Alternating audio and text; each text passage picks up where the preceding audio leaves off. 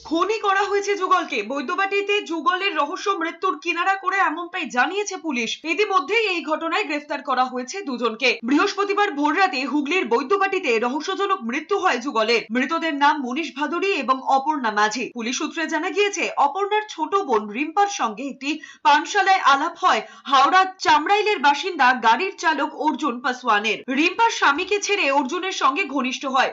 রিম্পার বড়দি তাদের দুজনকে তেলেঙ্গানায় কাজের ব্যবস্থা করে দেন। সেখানে কিছুদিন থাকার পর আবার তারা ফিরে আসেন। মাস তিনেক তারা মেলামেশা করার পর রিম্পা জানায় তার অর্জুনকে পছন্দ না।